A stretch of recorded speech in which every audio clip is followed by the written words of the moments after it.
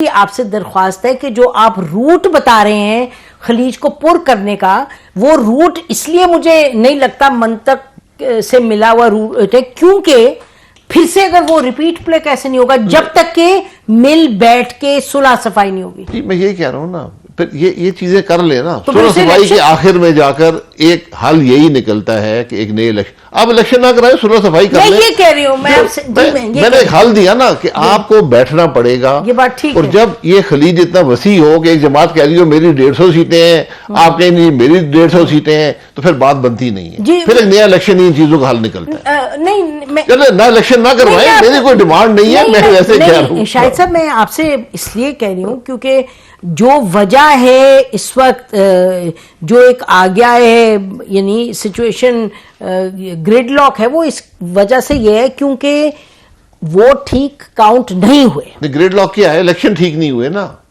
Election नहीं sir, ये बड़ा फर्क है।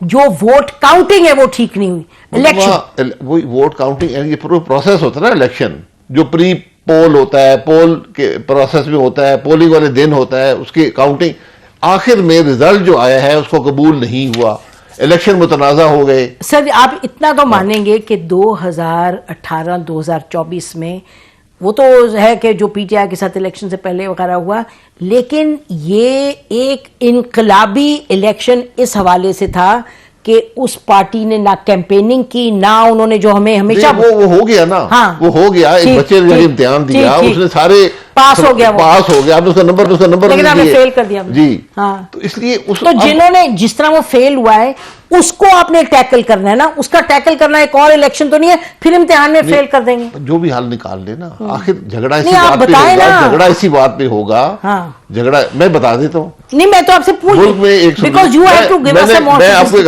आसान तरीका, जिरगे वाला तरीका बता देता हूँ। इस मुल्क में सुप्रीम कोर्ट है, ये बुलाएं प्रिजाइडिंग ऑफिसर्स को सुप्रीम कोर्ट, उनसे हलफ लें कुरान पे और बताएं कि ये फॉर्म 45 आपका है या नहीं है। अगर आपने हल ही निकालने हैं ना, कर ले। अच्छा, ये तो हो गया हल।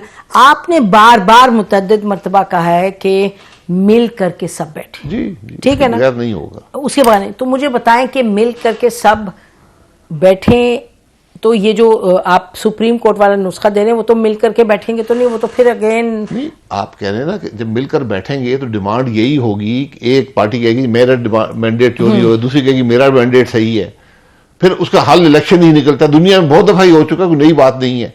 आपने इलेक्शन अगर नहीं करवाने तो फिर इस इलेक्शन को दुरुस्त करने की तो पूरी कोशिश कर लें, और वो जिम्मेदारी सुप्रीम कोर्ट की है। आज सुप्रीम कोर्ट अपनी जिम्मेदारी पूरी नहीं कर रहा। उसने आपके सामने क्या क्या बातें हुई हैं, तो आखिरी मेरे पास जो जगह रह जाती है सुप्रीम कोर्ट ही है। सुप्रीम कोर्ट बुलाकर पूछे सबसे, भाई ये क्या हुआ, ये बात है। क्योंकि अगर आप ये इलेक्शन ही मुतनाज़ा रहेगा, हुकूमतों का मैंडेट ही मुतनाज़ा रहेगा, ये काम नहीं कर पाएंगी। वैसे भी सलाहियत में बड़ी कमी है, मैं ये भी आपको बता दूं, सलाहियत में बड़ी कमी है, वो मामला चलेगा नहीं। अच्छा, उस पर भी आते हैं, लेकिन मुतनाज़ा मैंडेट 2018 में था और 2018 में हुकूमत चलती रही, तो उसमें और इसमें जब आप अभी कहते हैं कि मुतनाज़ा है तो नहीं चल पाएगी, तो 2018 में कैसे चल पाई थी और इस मरतबा क्यों नहीं चल पाएगी? आपसे पूछ रहे हैं। हुकूमत ने 3 साल 8 महीने गुजारे, चली वो नहीं जी, चली वो नहीं, टाइम उसने गुजार, ये हुकूमत टाइम गुजार सकती है, इसमें कोई शुबा नहीं है।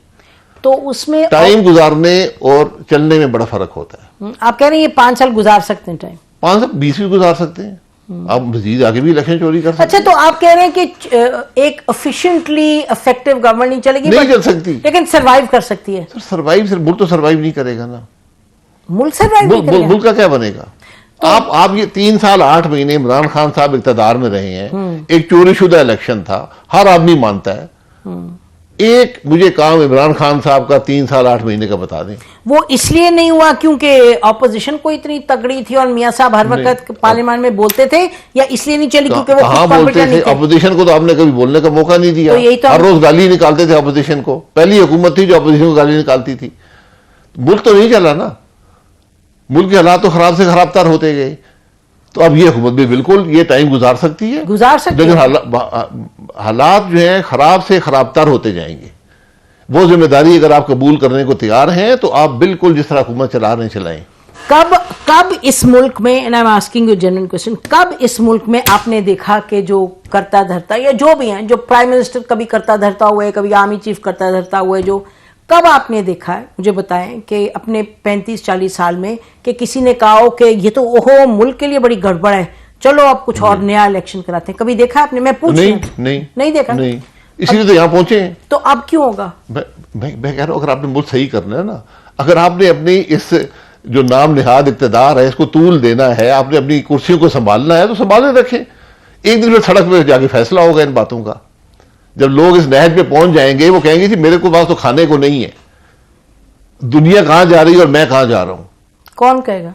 ये अवाम एक दिन बोलती है, आप यकीन करें, एक दिन इस मुल्क के लोग फट पड़ेंगे। मेरा ख्याल है ये हमारे अपने साथ हुआ है ना, ईस्ट पाकिस्तान में हुआ था ना, ठीक है, बात खत्म हो गई।